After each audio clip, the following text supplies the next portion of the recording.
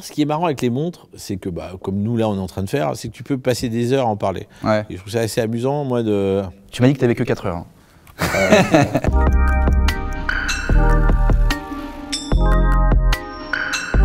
Puis j'ai commencé à collectionner dès que j'ai eu un peu d'argent. Depuis combien de temps tu collectionnes les montres? Pour pas dire depuis combien de temps tu gagnes de l'argent, mais... C'est facile, hein. Les nuls 86, 87, 87. D'accord. Voilà. Donc, Voilà. la bonne période aussi des Rolex. Voilà, c'est ça. J'ai commencé à acheter des Rolex dans les années 90. D'accord. Avant, j'ai acheté tout et un peu mal. Moi, j'ai une Bulova qui vient de l'espace, moi, par exemple. Ouais. Très spatiale. Ouais, avec des boîtiers type Le 70s. Ouais, le boîtier Super 70s, ouais. D'accord, ouais. Première montre que j'ai achetée, c'était une Breitling Navitimer, parce qu'elle me plaisait. Mhm. Et puis... Et puis c'était l'époque où c'était hyper à la mode. C'était hyper à la mode. Et je collectionnais aussi des Mickey. D'avant une certaine période, avant que... Ingersoll. Ouais, avant que Disney dépose... Ouais, la patente. Ouais, le patent, donc ça s'appelle des Pie-Dye Mickey. Et il doit me rester encore une montre aussi Mickey. D'accord. Avec tout le... Que tu portais? Tu portais ces montres? Non, je la portais pas, c'est Ouais. vraiment de la collecte pure, mais elle est marrante parce que elle est, même le bracelet qui est en métal, c'est du Mickey. Ouais, d'accord. Ouais. Et t'as les mains qui indiquent l'heure, Exactement. le Exactement, bras, voilà. minute et seconde. Ouais. Une montre qui est sur un film, elle est importante pour moi, donc, Ouais, ça donc elle symbolise me des moments de symbolise ta un vie. moment, Et... ouais.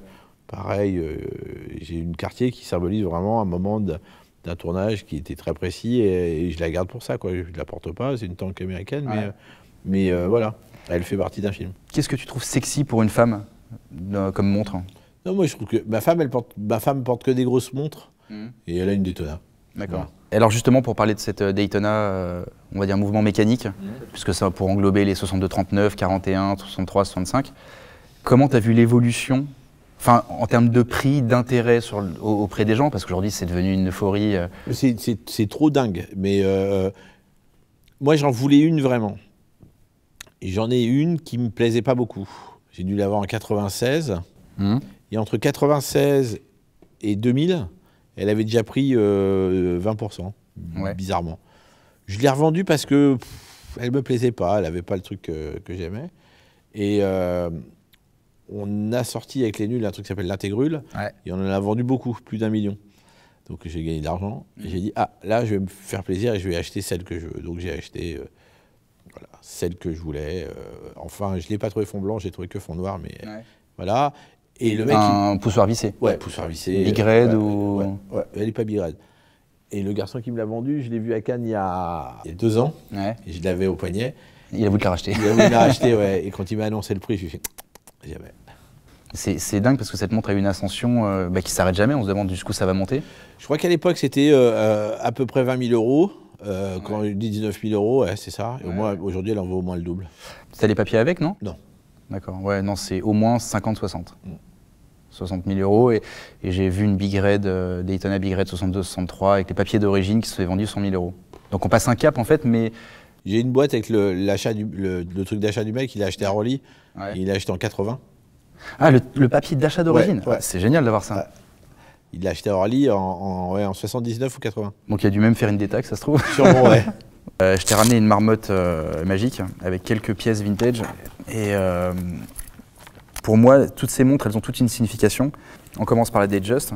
Pour moi, c'est la montre qu'a portée Eddie Mitchell toute sa vie, que tu vois sur les pochettes d'albums, que tu vois encore sur le concert. Bien sûr, La Datejust, Cadran Silver, bracelet c'est ça, jubilé, je suis c'est vraiment, il la porte avec le bracelet détendu. Et presque les collectionneurs peuvent presque l'appeler tout le monde. Enfin voilà, il y a la Paul Newman, il y a la Steve McQueen qui veut rien dire parce que Steve McQueen n'a jamais porté cette montre et que c'est la Fredchion. Mais celle-là, on peut presque l'appeler Lady Mitchell, quoi. Oui, je suis d'accord. C'est le marché franco-français. Donc ça, tu la connais, la 10-16, l'Explorer? Ouais, je l'ai. Je l'adore. J'ai le même calibre. Il y a juste ma petite... la grande aiguille qui est un tout petit peu... qui a perdu de la matière luminescente, ouais. Il m'est arrivé un truc très drôle avec cette montre. Je l'ai trouvée à Los Angeles, sur Melrose. Et on était en 2002. Je venais de sortir Vidocq et j'avais plus d'argent. Parce que le film s'est bien passé pour certains, mais pas très bien pour d'autres, comme moi. Et j'avais plus d'argent sur mon compte. Et puis j'ai acheté cette montre, ce qui était une folie, mais elle était, voilà, pour moi, elle me plaisait. Et je crois qu'elle devait être... C'est un marchand de montres vintage ou un pawn shop? Voilà, non, ils vendaient que des montres vintage sur Melrose. Et je donne mon Amex, et puis ça commence à durer. Et ça commence à durer, tiens, cher. Ouais. Et là, il me passe Amex et je dis putain, ils ont trouvé que j'avais pas d'argent sur mon compte, quoi. En fin de compte, ils voulaient juste le nom de ma mère et D'accord. deux, trois trucs et j'ai vraiment flippé. Et j'adore cette montre. Thomas Magnum, Ouais, Magnum, bien sûr, bien sûr. avec la 308 GTSI à Hawaï, Non, mais c'est totalement ça, ouais. la chemise à fleurs avec la GMT Master Pepsi. Submariner date, pareil, de Très belle, 77. Waouh. Ça, elle pète quand même pas mal. Pète, super belle. Oh là là. Cadran, aiguille, insert, tout est. Elle a un côté délavé qui est assez Ah uniforme. ouais, mais c'est le gris. Ouais, un gris perlé qui est. Elle est bien dans son jus, celle-là. Ça, c'est vraiment beau, ça. Tu m'achètes encore une chose, c'est ça? Alors, la dernière Rolex, parce qu'elle prend pas sur auto, mais ça, je sais que tu l'affectionnes particulièrement. Les collectionneurs l'appellent la Clint Eastwood parce qu'il l'a portée avec le Magnum 357. Non, mais c'est celle-là, c'est exactement ça que je veux. Voilà. Un jour, quand je serai grand, je m'offrirai ça. Tu m'aides pas là-dessus, mais la Dirty Harry, Clint Eastwood. Et il l'avait. Ouais. Je suis pas assez ouf pour savoir. Ah bon? Mais- On passe chez Jaeger-LeCoultre avec une. C'est le Memovox, ça? Ouais, Memovox Tribute très to beau. Deep Sea. C'est super.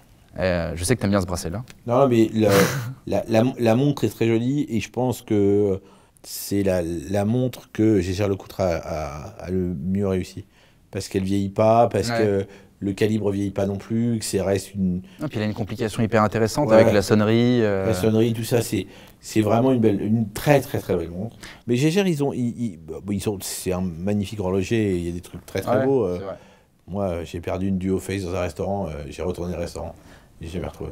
Et comment t'as perdu une montre dans un restaurant? Et je sais pas. Non mais vraiment, je sors de chez l'ami Louis, j'étais beaucoup plus amoché que j'étais en rentrant, tu vois. C'est l'ami Louis, tu vois, au 3e cognac, t'en peux plus. Et ben, je l'ai jamais retrouvé.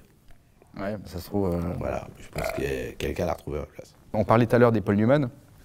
Est-ce que tu trouves ça. Mais moi aujourd'hui, je trouve ça joli, hein. Ouais. On peut lui mettre. Mais avant d'en acheter une, il faudrait vraiment que.